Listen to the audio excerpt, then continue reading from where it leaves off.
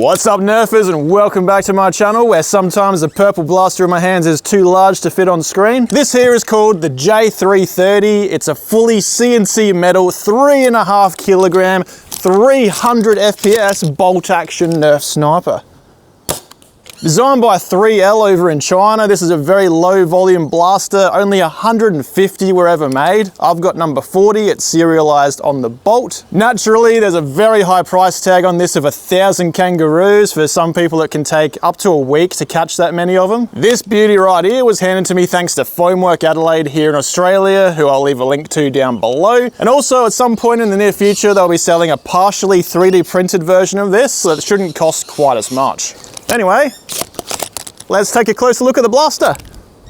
As mentioned, the J330 is a fully CNC metal blaster. Everything aside from the rear stock pad and cheek rest, of course, which are rubberized instead. Beginning at the front, it has a 50cm Worker Harrier threaded barrel with a barrel stabilizing ring to keep it centered inside of the handguard. The barrel itself has a 13mm ID and 16mm OD, allowing you to attach Nerf rifling on the front. For today's video, I'm bringing out Gavin Fuzzy's new B car and the AccuBlue 18 for another showdown. The handguard itself has added pick rail on the sides and on the bottom for attachments like this bipod I added. And further back from there are two M-lock slots and even a QD sling mount on either side. If you've never used a quick detach sling mount before, you just push in the button to attach and push it again to remove. At the bottom there's two tightening bolts. These hold the handguard nice and snug onto the receiver with no movement at all side to side. Taking a look at the mag, well, it comes with a fully CNC metal 4-dart capacity Worker Talon mag, which has wider mag lips than a standard Talon, allowing it to gravity drop as soon as you hit that paddle mag release, even with the breech closed. Standard Talons are a fair bit tighter in the mag well and don't gravity drop, so you'll have to pull those out by hand.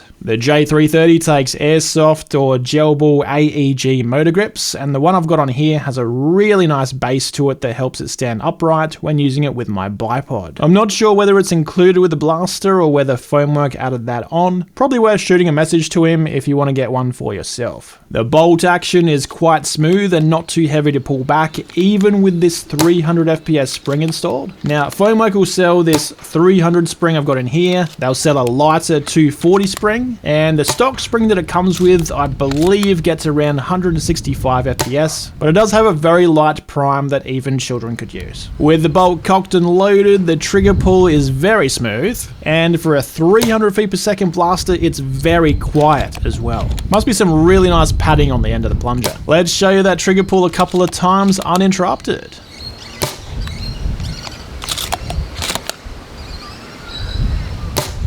Up top, there's a full-length Picatinny rail running from the back of the blaster near the bolt all the way to the end of the handguard. That's 57 centimeters of prime real estate for whatever kind of optic you want to slap on here. Myself, I've gone for just a 1 to 4 times low power variable optic. At the back, there's a skeletonized stock with a fully adjustable length and cheek rest height, using 2 thumb dials, one for each. Unfortunately though, here's where I have some complaints about the blaster. Firstly, the tolerances are pretty loose here. The cheek rest wobbles all over the place, so does the stock. I think once you have the adjustment you want though, you could probably slot something onto the bolts like a bit of pipe or heat wrap to prevent the movement. You could also add a nut to the other side of the thread, assuming it's sticking out enough. But with a blaster this expensive, $1,000, I think the tolerances could have been a bit tighter here. One more complaint I have is that even with the stock extended as long as it'll go, the bolt handle is way too close for my arm length and I have to bend my arm back way further than what's comfortable in order to prime it. It's not even that the spring's too heavy or anything, I can manage that just fine. It's that the position I get to when it begins feeling awkward to bend my arm is a hair short of the catch. I think if you've got shorter arms than me, you'll be absolutely fine. It's a problem just longer armed people like myself will have. Anyway, that pretty much covers my overview of the J330. Let's go shoot it, eh? The darts I'll be using today, along with Gavin's B-Car and the AccuBlue, are worker bamboos. I've completely run out of T-darts until the first production run arrives. Plus, using different darts may give a different outcome in the accuracy test than last time I compared these two. First up though, the Chrono Test. Okay guys, first up will be Gavin Fuzzy's B-Car. If you haven't seen this before, it's simply a friction fit with two O-rings that hold it nice and tight on the barrel so it won't come off. Take this nice CNC mag out and I'll do 7 shots of worker bamboos. 292, 290, 297, 298, 291, 286, 303. I reckon this is going to be the last shot. Yep, dry fire. That's all 7. Can't really use the bipod with this this mag in either. All right, now I'll take Gavin's off and we'll put the AccuBlue on, which just uses a threaded locking nut to tighten it up. Another 7 shots. 289, 295, 288, 303, 304, 293, 290. That's all 7. Over the Chrono, Gavin Fuzzy's B-Car averaged 293, while the AccuBlue 18 averaged 294 feet per second. Basically no difference between the two then, but that might not be the case in an accuracy test. Okay guys, for the accuracy test, as usual, I'll be using that blue drum as a rest. We're resting the bipod on it instead of using a sandbag today though. Over at the target, I'll just be aiming dead center with this particular scope. Just a reminder, I'm shooting from 30 meters away, which is about 100 feet for my American viewers. And at this distance, every single shot should easily hit the target, allowing me to give you a nice spread size at the end. I'll be firing 15 worker bamboos with each B-Car type, starting with Gavin Fuzzy's.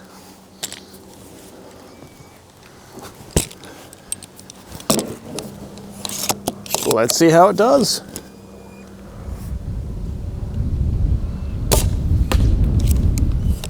Little low, but centered.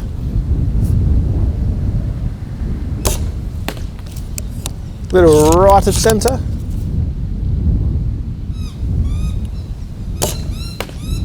Bit higher than center.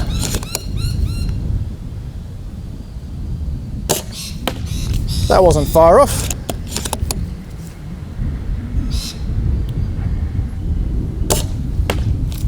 Bit higher than all the other shots.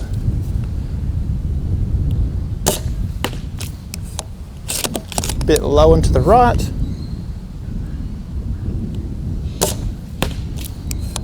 That was a bit closer, still a bit low and to the right. Bit to the left now.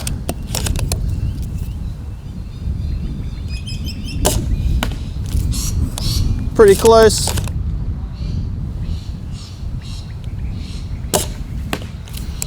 Way far over to the right there.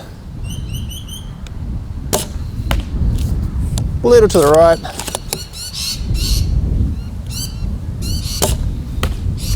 Bit to the left and a bit high as well. And that one just went wildly low, okay.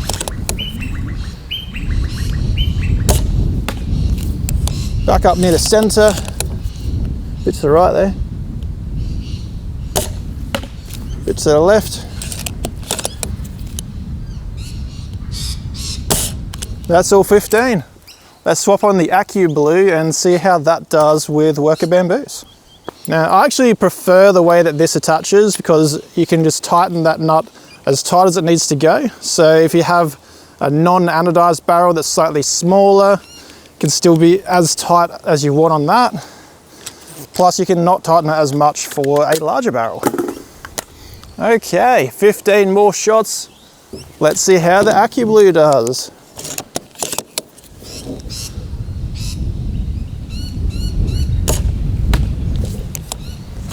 Not bad. I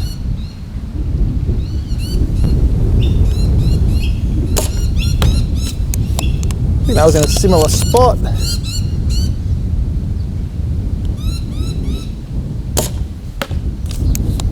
Bit high and left of center.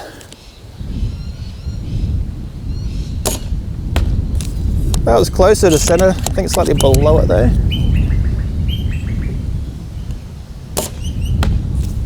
Right of center.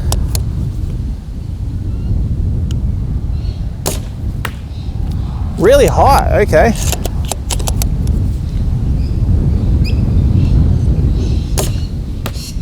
think I was right on the center. I don't know why we had a weird high shot. High and right. High and right. High and right.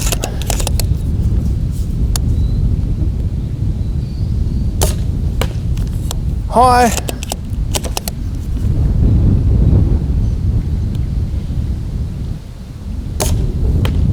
High and right.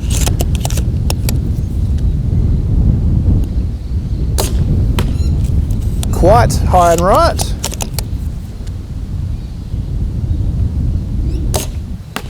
High and right.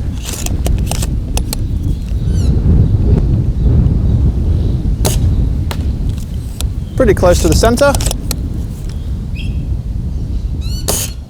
And that's all 15. Honestly couldn't tell you just by looking at it here, so let's head back inside to the computer.